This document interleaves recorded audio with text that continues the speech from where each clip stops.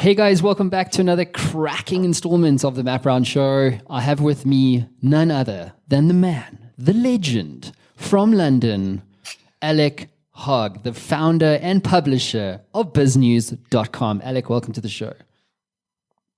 Thanks, Matt. First time I've ever been described in those terms. Usually it's a very different description, but cool, I'll take it. Thanks. What is that different description? I'm dying to know. Shithead, fake news purveyor. That was what Iqbal's survey called. He called me the king of fake news. Can you believe that? Are you serious? I'm the Bell Pottinger of South Africa. Anyway, I guess if Iqbal is insulting you, then you're in a good place. Okay, just hold on a second. You're talking about the speaker. Okay, cool. Dude, well, look, I think that's a compliment personally. I think that's something you can hang your hat on. You know, Mr. Fake News. Fuck, that's legendary. Really, well done. How do you get yourself out of that? Imagine. Because it's like if you throw enough mud against the wall enough times, that sort of thing's going to stick, right? Yeah, and it's seriously, you can see a lot of that happen nowadays because during the run-up to the release of Gupta leaks in 2017, there was a lot of rubbish that was thrown around. And the Guptas and Bell Pottinger and I suppose some of the guys alongside them were inventing things. There was quite a lot of crap written about me on social media by these, not just the bots, but some real live people. And the crazy thing about that is that some of that mud does stick. Anyway, you can't defend yourself. I learned long ago in this business that it doesn't help to try and defend yourself because those people who want to believe bad about you, the guys that you might have given a hard time in various articles gone by, are never going to. And those who are going to support you are going to be with you anyway. So we just carry on. Yeah. So I don't think you can win an argument on social media. You know, what is your experience with that? I mean, just a bit before you actually get in, we didn't actually land your story, right? So who are you, dude? Like, why are you on the Map Round Show? Like, what's your headline story that you want to share with our listeners? And then we'll come back to social media arguments because I think it's very relevant. Yeah, I guess I'm a social, I'm going to say social entrepreneur. I'm a media entrepreneur. I started in newspapers when newspapers were the thing. Left them in the late 80s after I had my own business for a while.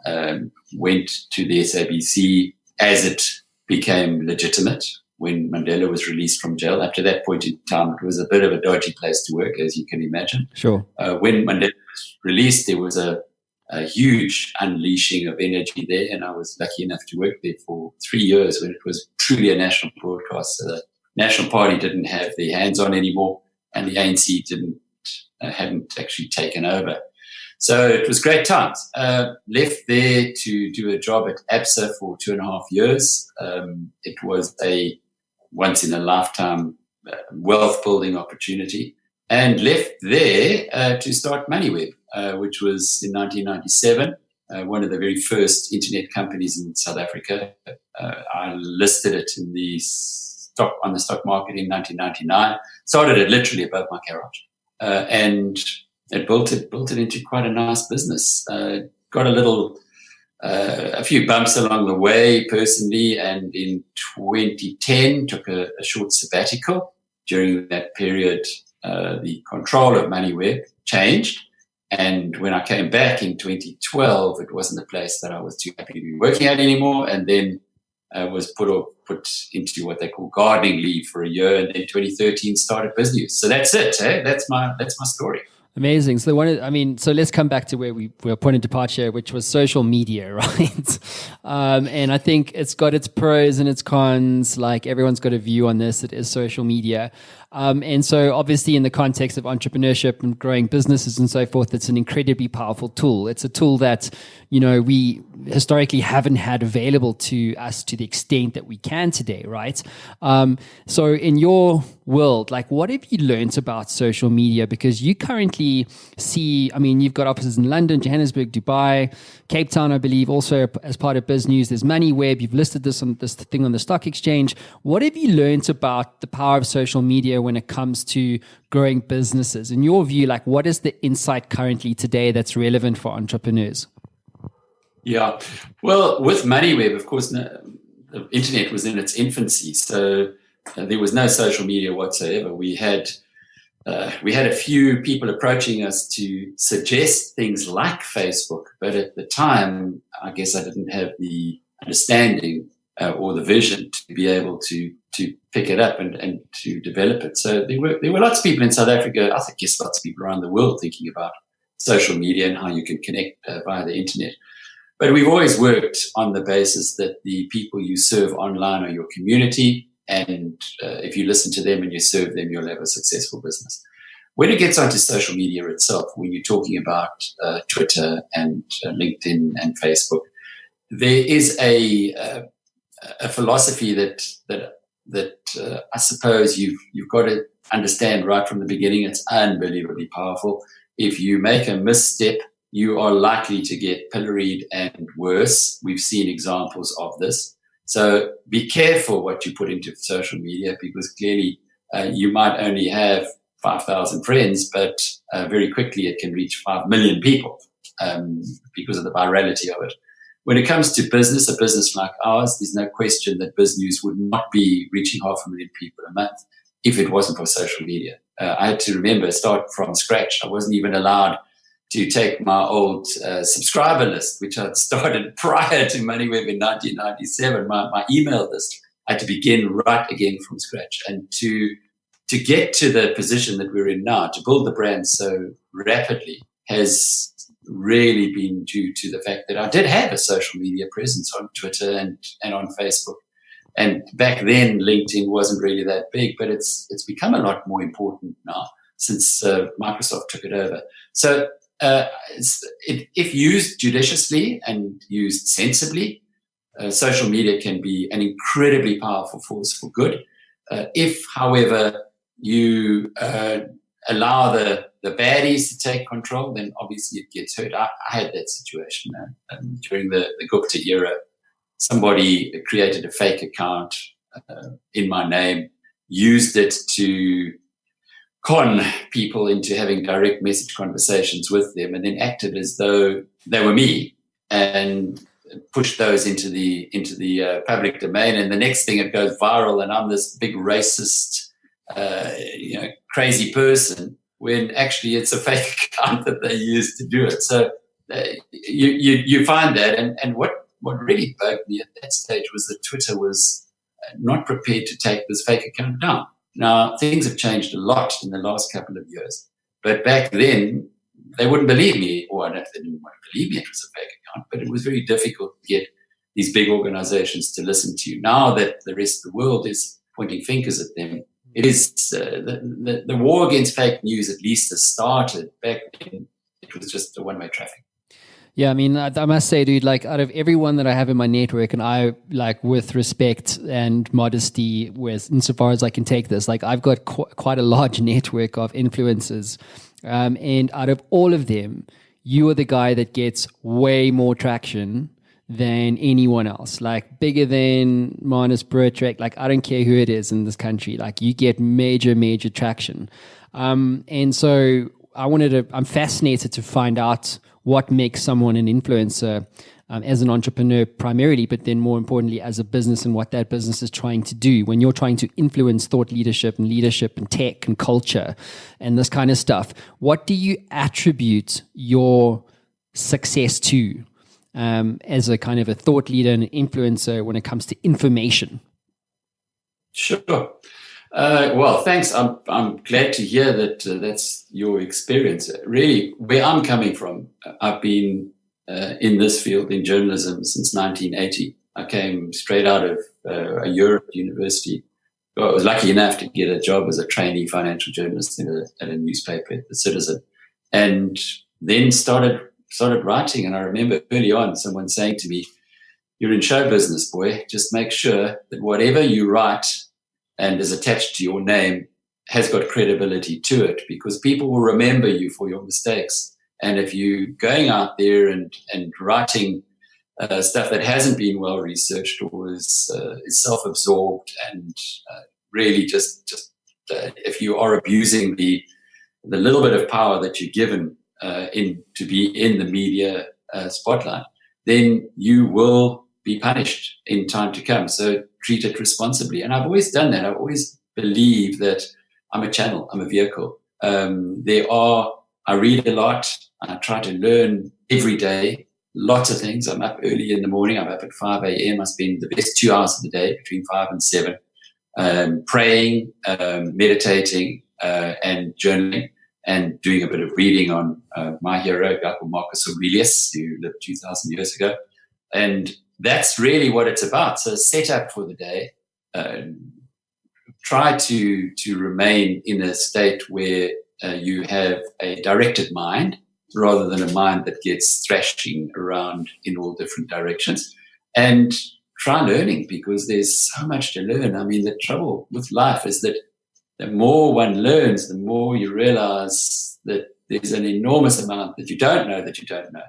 So it's this ever widening quest of trying to slowly expand my circle of competence and not making statements outside of that circle of competence, because then, everybody's got an opinion. And if you are simply just adding to the noise of opinions that you can pick up off the guy walking down the street, then are you really adding value as a person in the media industry? I've been privileged to have this as a life, Matt. I mean, it has been an absolute privilege to be doing what I'm doing. I'm loving it. I've had to invent things along the way, like business radio. I had to do that because there was no business radio, and it seemed like a good idea to generate cheap, easy to produce content for MoneyWeb back then. Mm. So there've been lots of things along the path, but I've had a very privileged life. There was a guy called Hippocrates, who most people remember him for his influence over medicine, but he was also a very smart guy, and a smart philosopher, ancient Greek, and he said there are 3 types of man. And the one man is the person who loves wealth. The other man is the person who loves fame. And the third is the seeker of wisdom. And I put myself very squarely into that third category, the seeker of wisdom. And it's a never-ending journey and a never-ending quest. And as long as I'm learning something new every day, I'm excited. Well, they say, what's that saying? The smart man learns something new every day. The wise man unlearns something new every day. Okay. Yeah, think about that one when you meditate tomorrow morning. Well, I'll tell you what I do get, and that is that the wise man is the one who learns from the experience of others. Yes. The not so wise man is the one who has to experience it all himself. That's true. That is absolutely true. I'll meditate on that one sometime next week. So look, I think, I wanted to stick to this information kind of idea, right? Because you're in the information business, right? And I think when it comes to brand building, storytelling, growing a business as an entrepreneur, you're in the information business too. Having said that, social media it's exploded with information, right? There's a lot of it's fake news. There's lots of inauthenticity out there. You don't really know what you can trust, what you can't trust. And so as an entrepreneur, you're trying to become relevant in a space that's proliferated, right? And very difficult to compete unless you've got big budgets, right? Or you're playing in an economy of information that truly is liquid enough to drive scale. So for the average entrepreneur who's trying to effectively communicate by way of information, content, articles, to use a medium that you basically have built business on primarily, less so video. But what is your advice when it comes to building a brand, a communications type idea, or landing a communications idea as an entrepreneur in a space like social media where it's just a whole bunch of noise? Like, where does one start and how does one become competitive? What's your insights and advice about that? Well, there are a couple of things that I would begin with, and this is against the flow, against business schools, against the marketing industry. And that is that a tree can only grow as high up as it has roots going down. And you can't just supplant or plant a tree with 20 foot or 20 meter tree and expect that it's not going to fall over. So over many years, and I've been observing business people and reading about business for literally nearly 4 decades now, I've noticed that those who are successful are the ones who are authentic and the ones who actually put one foot in front of the other, not those who try and take big leaps. Business is like climbing stairs.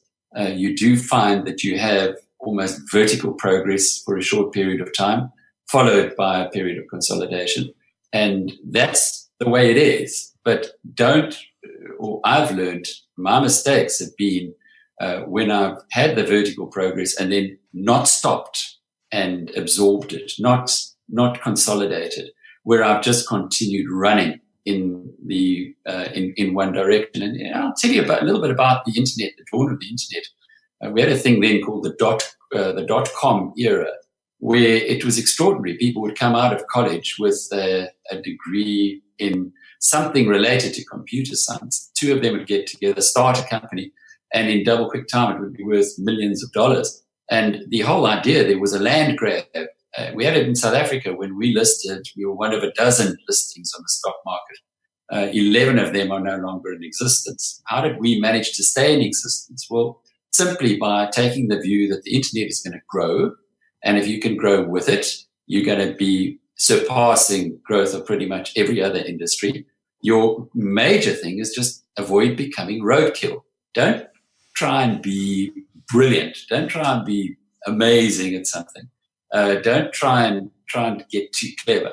Just stick to what you know and be authentic. Put one foot in front of the other. Buffett, who's another one of my heroes. I wrote a book about Warren Buffett a couple of years ago and been going to his Hathaway AGMs for more than a decade. He talks about a moat, and he says that what you should be doing every day is small, little ways, just expanding that moat, just making sure that your business is getting just a little bit better. When somebody phones, answer on the first call. Don't walk past the phone when it's ringing. Little things like that. Get your team engaged. If they aren't engaged, find out why. Why are they grumpy? Why are they unhappy? You don't want to find out about their home life, but you certainly do want to give them an environment at work that within which they can grow. Because human beings need that. We need to grow. Our souls need adventure. Mm-hmm. You can't go to an office and be bored stiff and expect that you're going to be helping that company's moat to grow. And it just takes time. Great businesses all take time. There are lots of people. I was talking to a guy this week who said he's got this great opportunity to buy into the company he works for. They did 24 acquisitions in the last year. Please would I have a look at their prospectus and balance sheet? I just looked at him. I said, you're crazy. There's no way that you can do one acquisition a year and hope that you can get it done successfully. 24, that's telling me that it's driven by ego. It's driven by self will run riot. It isn't driven by business sense. And I would tip that business to probably not be here in a little while. So those are the basics. Just stuck in life. You can't become a good person overnight. You have to work on your defects of character. You have to work on your bad habits. You have to work on showing up, on being there and being someone that others can rely on. It's the same way in business. Yeah, I was interviewing Robin Wheeler the other day, the author of Death is the Ultimate Orgasm. Do you know Robin Wheeler, out of interest? I don't. Are you stuck on the title? I know the name. I heard the name. Do you want me to say that title again? Death is the ultimate form. Yes, oh my word. Oh no, what a name, eh? But basically we're talking about this whole concept of like speak, because his whole thing is like live your own truth, you know. And you know, and I think that's kind of what you were saying about growing where you planted. Like my favorite tree in the world is the bamboo tree, right? Because when you plant it for 5 years, it does absolutely fuck all. It doesn't grow. It just stays the same height for 5 years. And then within a week, after 5 years, it grows to 90 feet, right? So in that 5 years, all it's doing, it's growing its roots. And that's what I find a lot of entrepreneurs like don't really do. They're persuaded and confused and romanticized by what everybody else is trying to say on social media, which is a lot of the times like not true. I mean, wouldn't it be awesome if we all actually lived our Facebook timeline? Do you know what I mean? Like we would all be like the happiest people on earth and billionaires, right? But in reality, we're a lot of us are just miserable, right? Mav? So, but I mean, but that's kind of like your point, right? It's just speak your truth and kind of, you know, do what you need to do slowly and progressively and do things well every day. True or false? Yeah, I like that. I love Malcolm Gladwell because he's an author, journalist who actually gets his teeth into things and digs over the reality of what we see. A little bit like Freakonomics, the guys that are on economics, he does it for real life things. And I remember watching him in South Africa at the Discovery conference, one of the very first ones they had. And he was talking about the story of Fleetwood Mac and Fleetwood Mac Rumours, which is one of the biggest albums of all time. And he said it was, I think, their 14th or their 15th album. And he asked if anyone could remember the 14 albums before Rumours. And clearly, not too many people could, but that gives you an example. You know, that bamboo event, and I like the what you used there because it really is. Overnight successes have always had a huge amount of work before they get to that point, and Rumours is an example. Yep, cool. It takes 15 years to make a quick buck.com. Indeed. So let's do quote of the day. So Alec, this is your quote for entrepreneurs that, you know, will help inspire them and perhaps provide some perspective on their own journeys. So go ahead. What is your quote? Well, it's based on a principle that I have that if you don't keep an open mind, you may as well stop today. Too many people think they got the answers, but we live in such a hugely complex world that making mistakes is got to become second nature, but you'll be making more mistakes if you close your mind off. And the quote comes from a guy called Herbert Spencer, who's not really that well known outside of the UK, where he was a philosopher, died more than 100 years ago. He said, "There's a principle which cannot fail to keep a man in everlasting ignorance. That principle is contempt prior to investigation." And if only we could implant that into people's brains before they get onto Twitter, I think the discourse would be of a far better quality. Sorry, I'm going to ask you now. What's your favorite social media channel right now, and why? For information distribution, what is it? We know Facebook's much more powerful than Twitter for us. Much more powerful. Twitter is cool and it's exciting and you'll come back quite quickly. But there's no doubt that your virality comes from Facebook. I've got 2 Facebook presences. I've got a private page supposedly that goes up to 5,000, and then there's a public page, and on that one, I think it's around 30,000, and I spend a lot more time. So, for instance, on Twitter, when we've got this morning, I finished off did a lot of work yesterday listening to Untitled Chapter, because when Nenegate came along in 2015, I was quite involved in what happened there and reporting about it. And I mean, it affected my own life. That's one of the reasons I'm sitting here in the UK. But when he was telling us all about this yesterday, at the Zondo Commission of Inquiry. He spoke for 4.5 hours. It was amazing stuff. So what I did today was my Rational Perspective podcast, which is really where I'm putting a lot of my effort nowadays. I went through those 4.5 hours, cut back the parts that I thought were really interesting, put together a 24 minutes it's worked out to podcast. And then what do you do with it? How do you let people know it's there? Obviously, you publish it. So publish it on Simplecast, and that goes into Spotify and iTunes and everywhere else. But then to distribute it on social media. So I put a short little intro on Twitter, and then a more in-depth illustration of what it's about on Facebook, on my my public Facebook page, and supposedly private, although that's also public. And there is no doubt that the interest that is generated from the Facebook pages is far, far higher than that from Twitter. So it gives me, and even though on Twitter I think I'm at about 38,000, nearly 40,000 followers, so more followers on Twitter supposedly than on Facebook, but the Facebook impact is far greater. And I think that's due to the virality of it. When you do get something that people are interested in on Facebook, it can, as I said earlier, it can encircle the world. They get to 5 million people.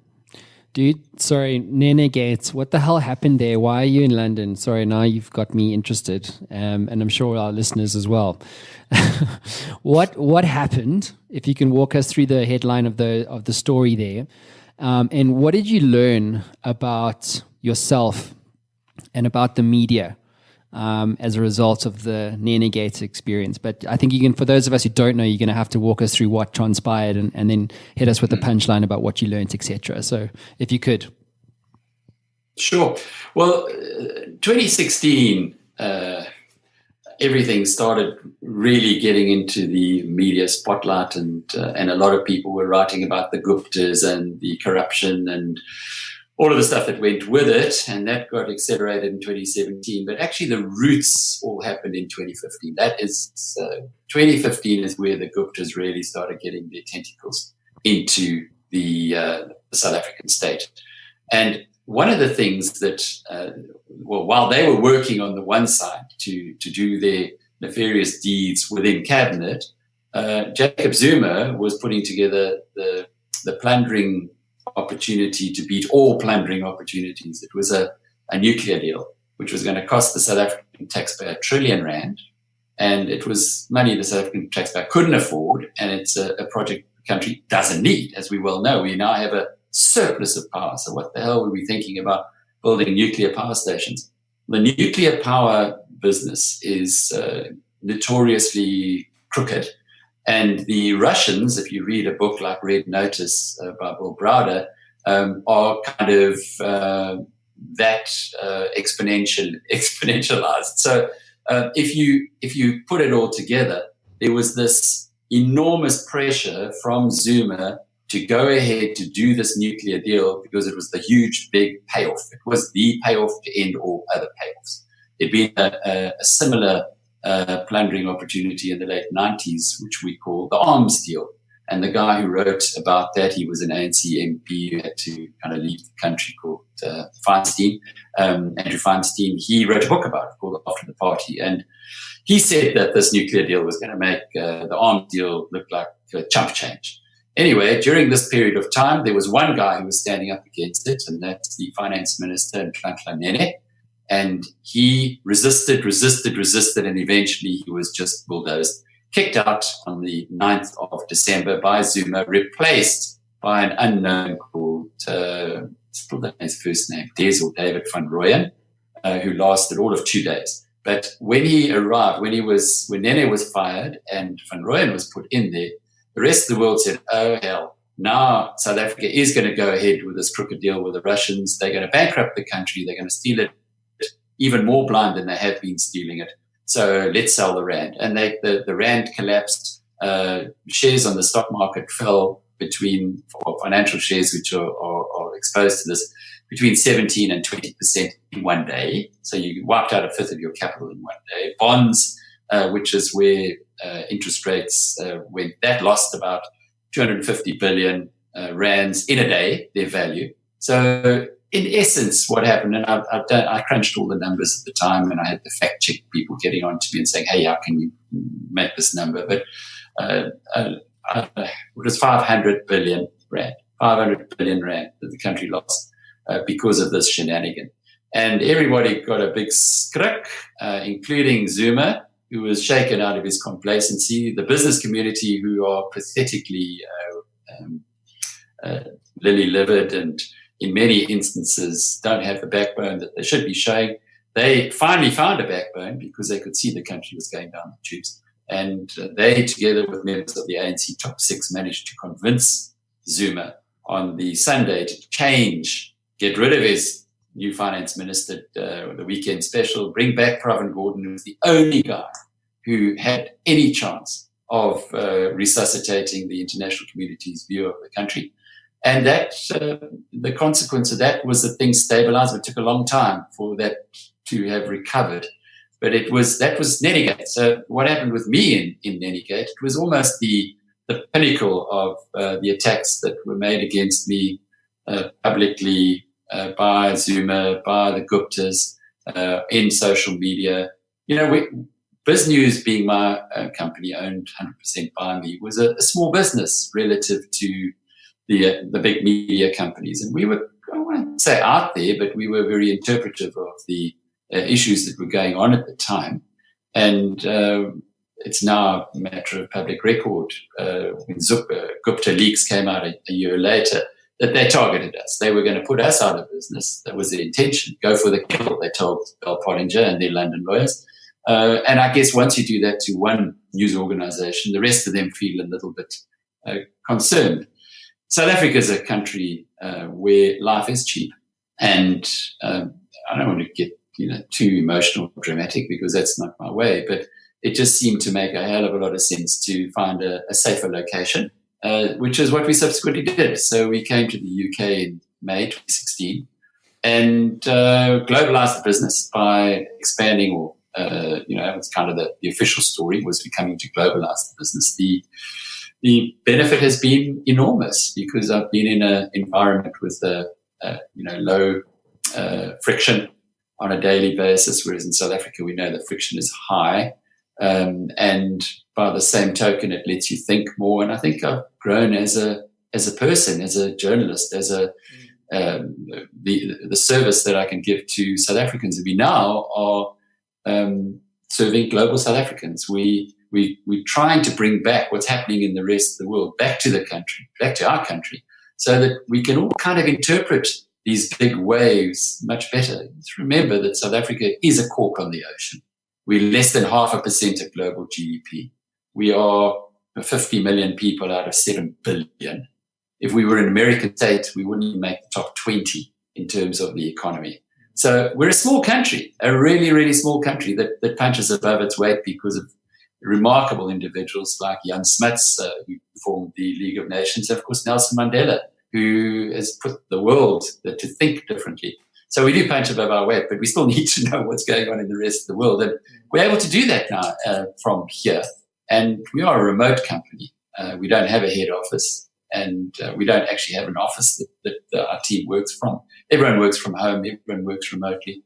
So wherever in the world you might be, again, to use what Warren Buffett recommended, go where the frictional cost of life is the lowest, and then you can think more clearly. And that's exactly why I came here, for different reasons, but am now pretty settled in the UK and thoroughly enjoying it. Dude, I find that a fascinating story. Like the presidency and their cronies, their corrupt cronies, I should say, like going after a small business because you're basically a peddler of information which is true. And factually sound and evidence-based, not opinion-based, which I find a lot of, influencers tend to lean towards, if that makes sense. So I find it incredibly fucking sad that you have to leave the country of your birth and where you were doing such great work out of fear. That's kind of where I want to deep dive a little bit and double down, which is, how do you approach fear when it comes to your position as a journalist? And when you look at your integrity around that, what keeps you up at night? how do you deal personally with your own fear about the repercussions of speaking the truth? Yeah, well, it's a very different country now, and it's very different when you aren't in the hothouse. Being in the hothouse, living at home, who knew who was going to be ringing your doorbell? I mean, that was literally we live very public lives as journalists. We don't drive around in bulletproof cars and with bodyguards and things. You have to be part of the people that you're engaging with. You have to be part of the community. That's why it was. I won't say it was fear that I didn't leave South Africa because of fear. I left there because of logic, just of rationality. We know that people can pay other people to make sure people disappear or people just. I had two journalistic friends, and I won't disclose their names, but they're pretty well-known people. After Gupta Leaks came out, both of them had car accidents. Both of them were lucky to walk away when their cars were write-offs. And both of them say that they believe that their cars were tampered with. So in both of those instances, that's a way, I suppose, that in South Africa, just another accident, just another car crash. You quickly move on. That's not what I was put on earth to do. That's not why I've spent so many years trying to build and accumulate this limited amount of knowledge, which I can share with others, or gives me a better context to share with others. So fear, as a journalist, I mean, I've worked with people. I've worked with some unbelievably courageous journalists. Barry Sargent, who passed on 2 years ago, was just one of the best. I mean, Barry was, people now talk about investigative journalism. Barry was just way ahead of the whole bunch of it. He was taking on Brett Kebble when Brett Kebble was being feted in the media elsewhere. He dealt in the underworld on a day-to-day basis. I mean, he knew stuff that I was even scared he was telling me about. Chris Stein is also in that category. I worked with Chris for some time. She's a real journalistic thoroughbred, and she wrote this story about the Lost Boys of Bird Island, which I know is true because I have corroborating evidence from people who were involved. But these are not people who I can pull out and then say, "Hey, go on the record." But I know Chris as well, and I know her track record. And despite the fact, and I mean, her co-author committed suicide. I said to Chris, why did he commit suicide? And she said, are you going to do the same thing? She said, no way. They can't do anything to me, but he's got a young daughter. And, a question of what we'll do to your daughter unless you pull the trigger kind of thing. So there are lots of very, very courageous journalists who I know and have worked with, and others I haven't worked with who just stand. We know them. We know what the incredible work that has been done by people like Amabungani and Jock Poe's book and so on and so forth. South Africa's blessed with these people, and thank God, because if we didn't have that, the forces of darkness nearly won. They nearly won. It was only 179 votes out of 5,000 that swung it away from a Zuma dynasty continuing, and the president that we have today, who is, believe me, a very different kettle of fish. And if I shouldn't say believe me, I should say read Anthony Butler's biography, 400 pages on Ramaphosa. You'll get a good understanding of who this man is. Just to say that the least, he's 180 degrees away from the fellow who was running the place before. What's that quote? The only thing that's necessary for evil to triumph is for good men to stand by and do nothing. And I think that's totally true. But, it was actually the media that made that happen to influence public opinion. Otherwise, we'd still, God knows where we would be. It's just depressing to even think about, to be fair. But let's play a quick game of true or false. So true or false, we're going to read you a statement. And then what you're going to do is you're going to say true or false, and then we can deep dive into some of the reasonings why. Okay? Kadlejo, ready for you, dude. All right. So the first question, True or false? Media literacy is a goal, not a process.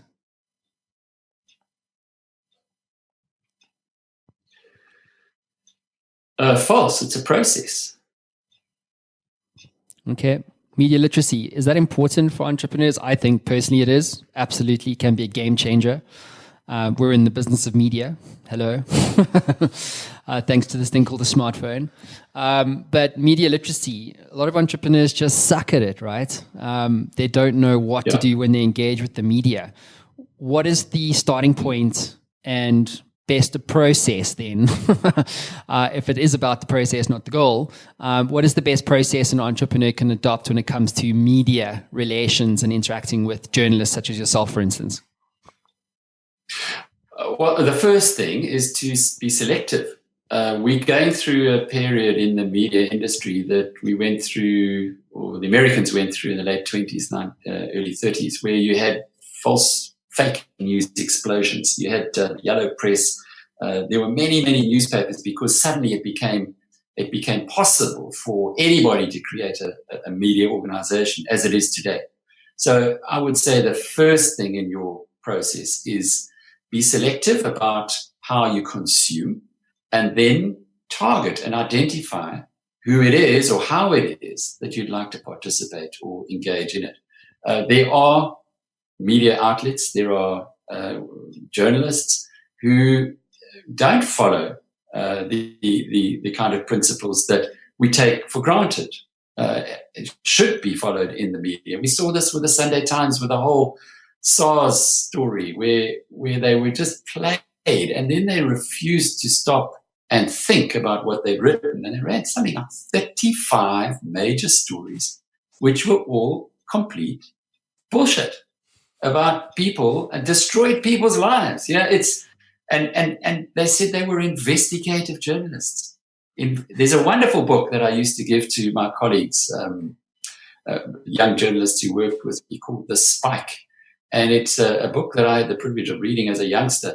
And it was written by the editor of Newsweek and the foreign editor of US News and World Report back then, very prestigious publications. And it's a novel about this guy, this young journalist, who becomes very famous and gets lots of headlines and becomes super well known in America.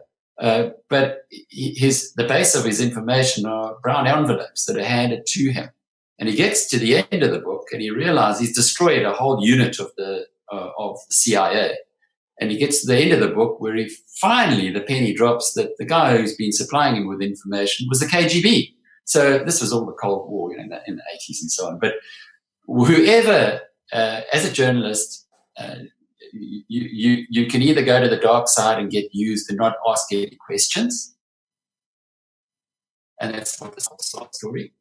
Or you can stop and think and ask, and not be scared to lose that scoop or that big story that you're going to have.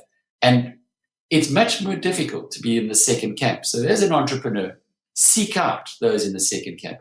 Seek out the areas of credibility, because the headlines and the big numbers are not necessarily what people believe.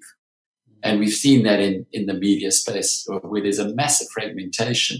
So I love this kind of a format that you have now, because it's me saying it. And it's you asking the questions. This is not fake news. This is coming out of my mouth. If I say something you disagree with, well, cool. That's it. It's fine. You can make up your mind. But when I have to start reading somebody else's opinion of what I've said or what somebody else has said, and they haven't double checked it, and they've just pulled their headline and they're trying to get the maximum number of clicks or whatever it might be, then beware, because you are then on a very, very slippery slope. And in my career in journalism, I've seen lots of people who followed that path who have done something else pretty soon with their lives. They aren't around anymore. Certainly not in this career. Yeah, we probably should have done a bit of a spoiler alert for that book, because now the whole plot's been sold down the river. So no point in reading that book unless you want to learn about passing envelopes. Oh no, it's still worth reading. It's quite a lot of fun, but it's hard to get anyway. So Is it? Okay, cool. but a good. All right. Ready? Let's go, dude. Another one. True or false? Right. Let's go. True or false? It's difficult for many people to tell legitimate information from biased information online. Yeah, that's true. That's true. And I get it's a good question. I get a lot of emails from people because you are in the media, and and we've got a big community who they want to tip you off. People want to help, but the garbage that I get sent. I mean, there's a couple of examples. There's something that's done the rounds on Twitter and Facebook for a couple of years now, written by Clem Sunter about demographics of South Africa and why it's a time bomb. Well, the problem is Clem Sunter never wrote it, but it's under his name.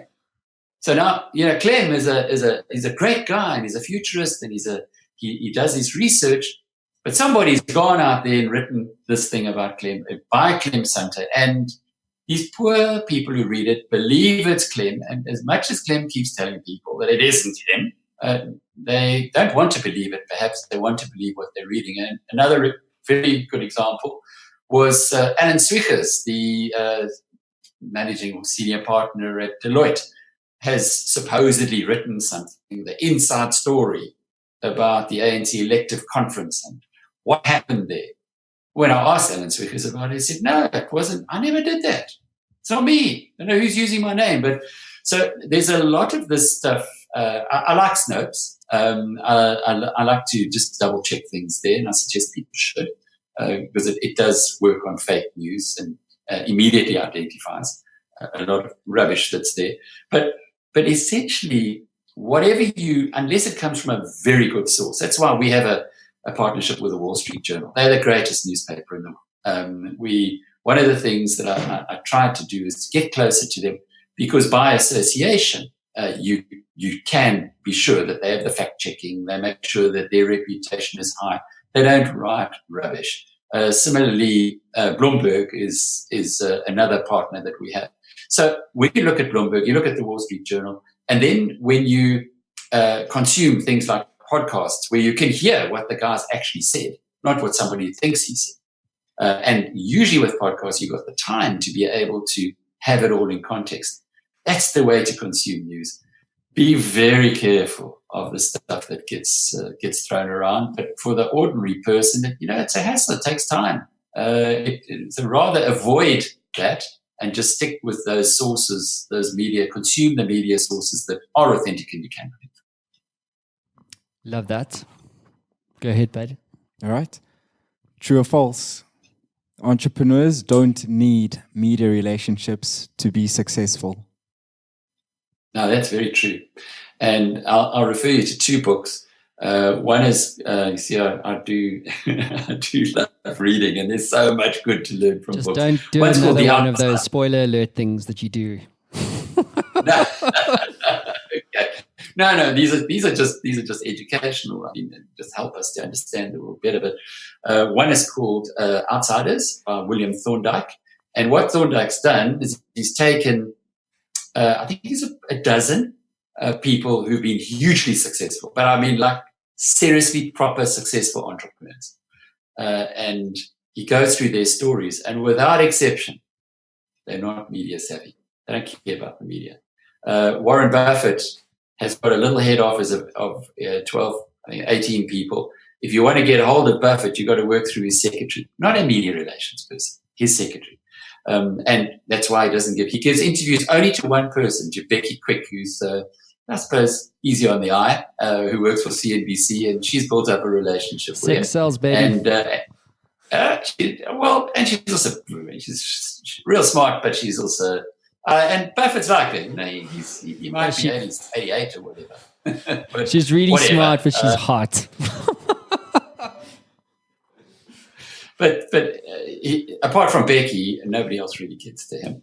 And that is a book that I would just strongly recommend that you read if you want to find out about real entrepreneurship. The other one is a well-known book, and it'll be quoted in most people's top 5 best business books of all time, and that's Good to Great by Jim Collins.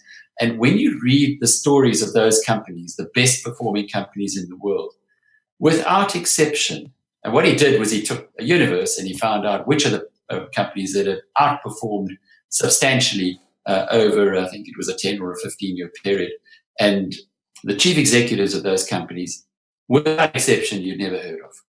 They have no media strategy. They aren't on the front page of any newspapers. They certainly aren't tweeting or in your face. So a media strategy and successful entrepreneurship can be mutually exclusive.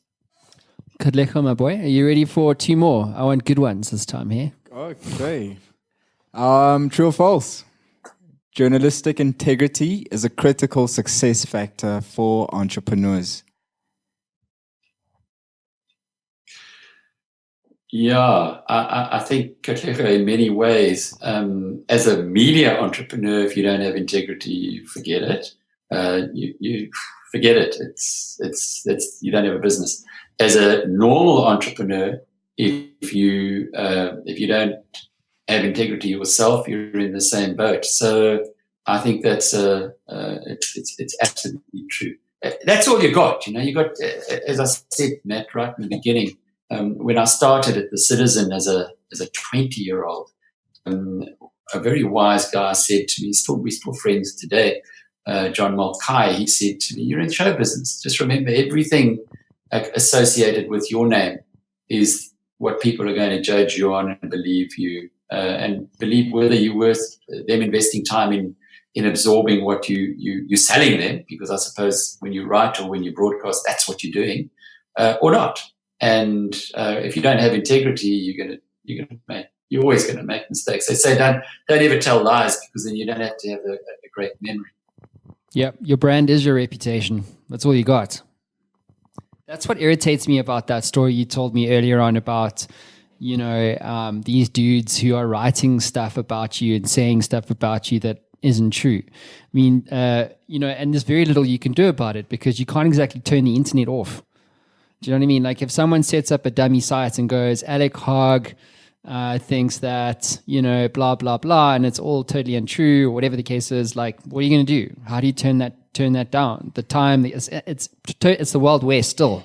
As much as there's regulation in many instances, still anybody can say anything. And irrespective of whether that's true or not, it's still going to stick. Do you know what I mean? And I find that just something that's deeply unsettling, when it comes to reputation. I mean, I'm in the media business, so are you. We do different things in that, but our reputation is everything. That's why we're talking to each other.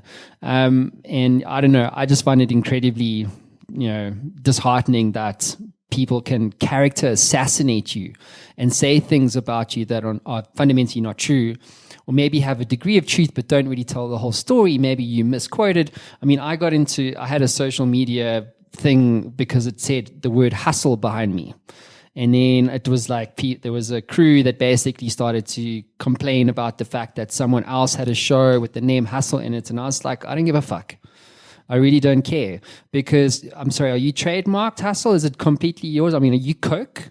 It's just, but you can't win those conversations. Do you know what I mean? You've almost got your strategy actually is just to sometimes, not in all cases, but sometimes just to let fires burn, because you know what I mean? Like people, it's like you only get to trade your dignity at the end of the day. Like if someone's character assassinating you and throwing shit against the wall, trying to hope that it sticks against your brand or whatever, then you have very little recourse. I mean, what are you going to do?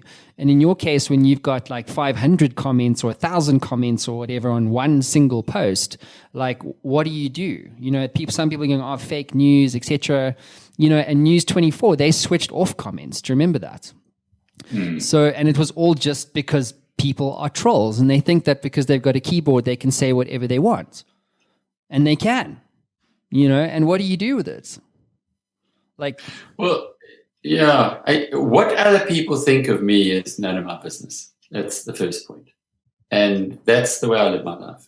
I can't worry about what anybody thinks about me. I agree with you that reputation is very important. And in fact, I had a fight with a big newspaper while I was the CEO of MoneyWeb, because they ran a series of stories by a guy who'd stolen while he worked for us. I wanted to put him in jail. My fellow directors decided not to, and they said as long as he pays the money back, we won't press criminal charges.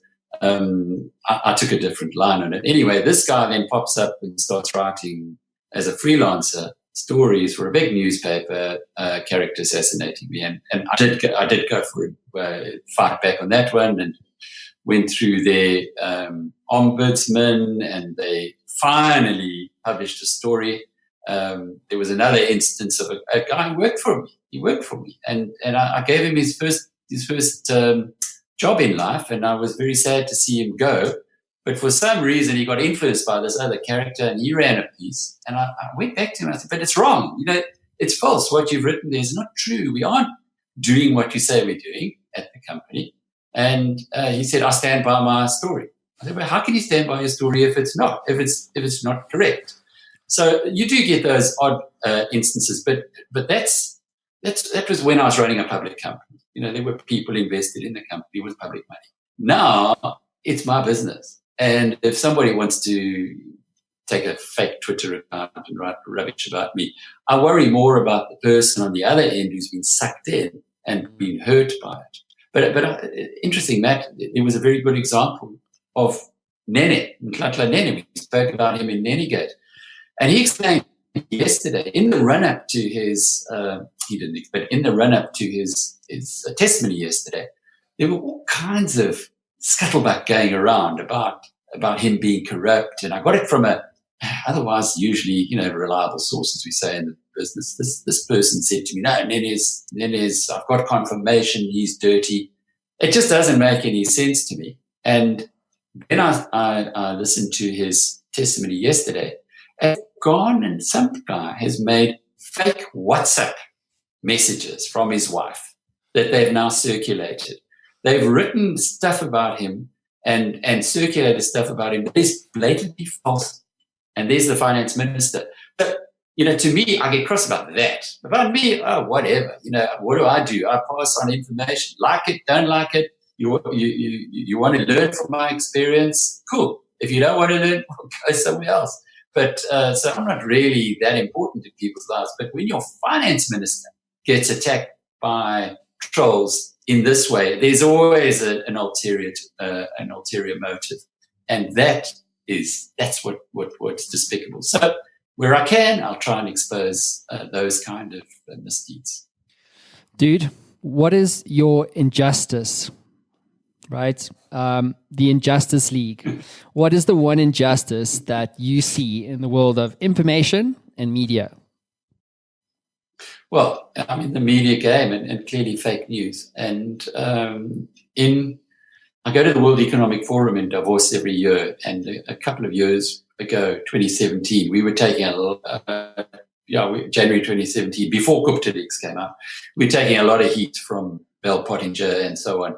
And I'm in this grouping of these media guys from various parts of the world, running big organizations.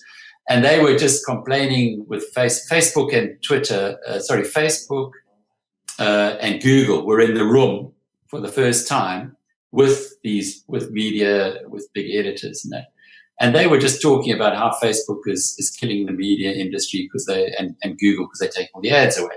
And when we got to the end of the conversation, I had to chip in and I said, you guys are talking about commerce. I'm talking about a democracy that is under threat here because of fake news.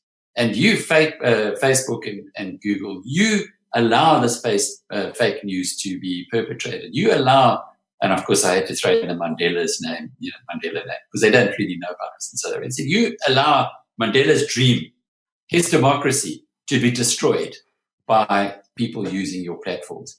Now, I don't know if anybody picked up on it, but I did talk to the guy from the BBC afterwards, and we got quite close, the head of news at the BBC. And as a consequence of that, they started doing a lot more work on the whole Gupta story. And what happened there before Gupta Leaks came out, the tide had already started to turn because the big media in the rest of the world were now starting to take an interest in the Guptas and how they were killing South Africa, just stealing it blind. But fake news, unchecked, can perpetrate so much damage. Dude, I have to ask you, James Henderson was the CEO of Bell Passenger, wasn't he? If you ran into him in London, because he's probably based there sometime, and, you know, if you ran into him on, like, you know, Marlborough Drive or some shit, would you buy him lunch?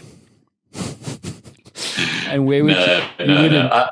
I had in fact, he was a subscriber to our premium section, which we thought was quite funny. But he let his subscription lapse after the year. I was trying to get hold of him. I was trying to talk to him, trying to find out, you know, what the hell is going on here. This is before Gupta leaks. And he agreed to see me. He then messed me around a little bit. I went into London. I stayed just outside. So it's a half-hour journey in, but, you know, it's a bit of a rescheduling of your diary. So I went in for the 2:00 meeting. Good time. 5 to 2, his secretary phoned. Oh, terribly sorry, James is unavoidably delayed. Can we make it at 4:00? So now, I have to hang around for 2 hours drinking tea, but that's okay. It was a nice day, so I did that. And at 4:00, I arrived for his meeting, and you know what happened. As I was about to walk into the place that we were supposed to meet at, his secretary phoned to say, "Oh, terribly sorry, James has gone on holiday." So yeah, he's not my favorite friend. I had a phone call from him where he was trying to explain to me that Bell Pottinger were not behind all the fake news bots and a story that we'd written at the time. And I just let him have it. So, yeah, then I think if we're walking down, he's a little guy as well. So I'm not the biggest, but I'm just around 6 foot, and I think he's about 5'2". So when we were walking down the street, if we were to be walking towards each other and he saw me, I think he'd probably go on the other side of the street. If not, I would certainly do that. I don't really want to have much to do with that fella anymore. So the moral of the story there is don't trust anyone shorter than 5'2". And then anyone 5'2.5", and then if anyone who's got narrow eyes, if the eyes are too close together, that's definitely a no trust zone. Yeah, no, let's stop now, because actually I had quite a lot of work in the racing industry, and I can tell you there's some amazing guys who are shorter than 5'2", some jockeys, and no, I can't do that. So I'm not buying into that one. I don't know about the narrow eyes story. That's a. Cool. I don't think James Henderson's got narrow eyes. In fact, I think he's got more like zoomer eyes. He's got space on the other side of his head. So who knows? What are we talking now? We're making up fake like, I don't know, news dude. You went down. You got on this train, bro. I'm just trying to get us off it, man. Cool. So let's take some questions. Okay, cool. But let's take questions from our audience. You ready? Yeah. Katlecho's got some YouTube. We got some YouTube followers here. Alec, are you ready? Here we go. All right. So the first question comes from Benedict. Right. He asks, what defines a thoroughbred journalist? Somebody who can't do anything else, Benedict. Somebody who just has to be a journalist, whether they earn peanuts, whether they're abused in the work that they're doing, and many journalists work under very difficult circumstances. They've just got to serve. They've just got to get out there. It's a calling, like a nurse, like a school teacher. It is just a thoroughbred. You know, some journalists can become editors. Some can become media entrepreneurs, like myself. But some journalists just can't do anything. Barry Sargent was a thoroughbred. Chris Stein is a thoroughbred. And in my experience, I haven't met too many of them. These are people who would give up the whole world. Yeah, Barry, as an example, was an LLB at a time that he came into journalism. He came as a very junior job with the late David Carton at Sunday Times in 1983. And he said to me, and I'll never forget this, because this is what a thoroughbred would say. I asked him, why do you want to be a journalist? You're an LLB. You can go be an advocate. He said, because there is no more noble job to do.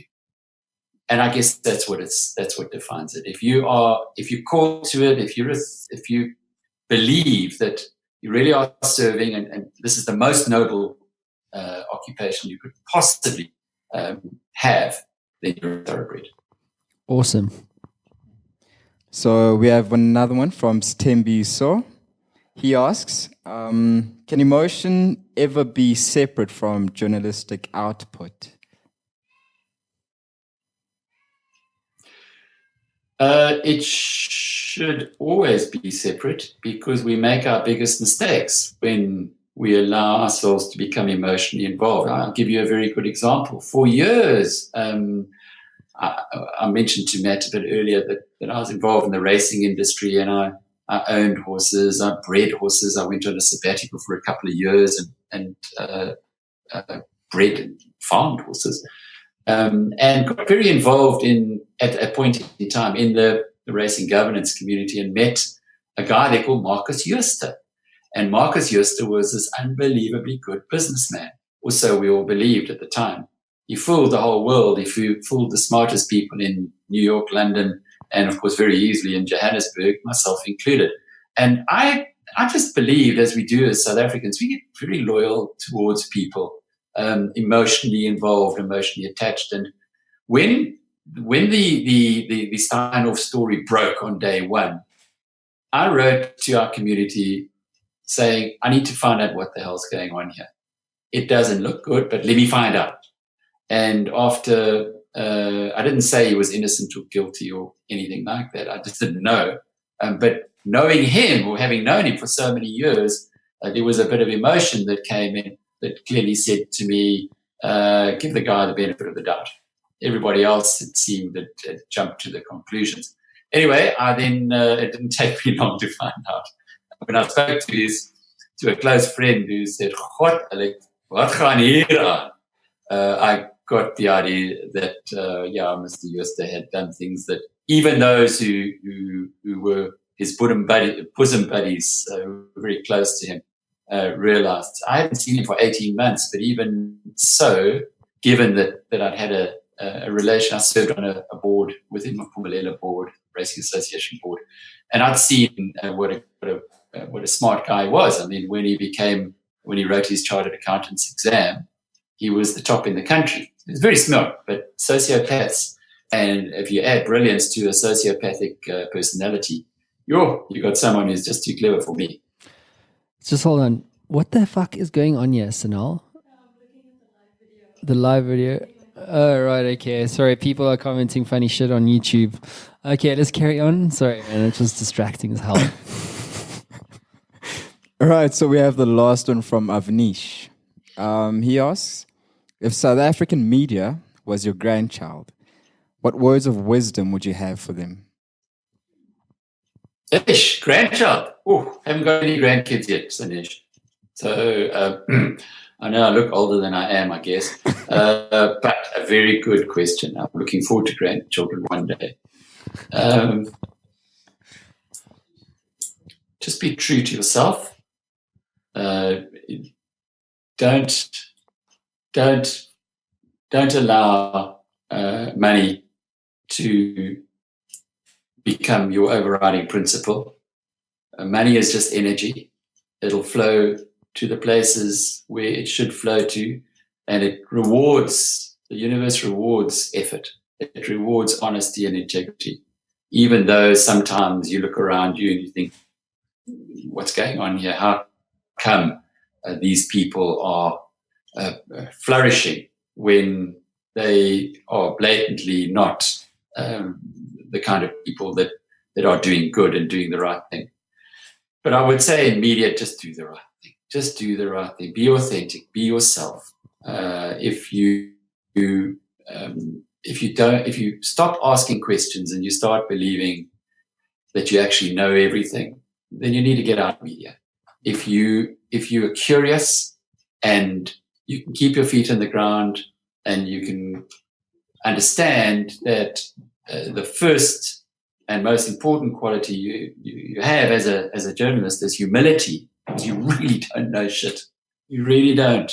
If you put 10 people in a room and you ask them to describe something they've all watched, you'll find 10 different stories, because people perceive it from their own angle. Your job as a journalist or in the media, is to try and get those 10 reports and to make of them the most truthful story that you can. And so often the truth is what is hidden from us. And a final point I would say to the media, as my grandchild, is keep attracting, or try harder to attract the best talent and make it a good place for them to stay. Because we are in a democracy only reliant on two things. There's only two things that keep a democracy going. The one is the court of law, and that takes time. The wheels of justice grind slowly. They grind finely, but they take a long time. And the other is the court of public opinion. And if in the court of public opinion, which is the media, it can get hijacked by vested interests, then you will find that those vested interests will prey upon the people that you, as a media, must be the bulwark against. So don't get too close to the vested interests. Remember always that you are serving the public. You're in the service business. You're serving the community. You're not serving the guy who pays your adverts for your ads. You're serving the person who listens or reads you. I love that. Just one last question for you, Alec, and then we're going to wrap up. But why do you do what you do? What gets you out of bed in the morning? Did you know, Matt, I get up literally, I kid you not, at about 4:45, 5 o'clock every morning. And I can't wait to get into the day. I'm one of those very, very lucky people who got into the job, his first job. My first job was as a trainee financial journalist. Well, first proper job. It just was, I just landed in the place that I live. I've learned so much over the years. I've traveled a lot. I've been able to fulfill my soul's passion, which is wisdom, pursuit of wisdom. Met so many smart people and keep meeting smart people. And I get to read and to absorb and to learn about stuff as work. You know, most people have to do work, real work.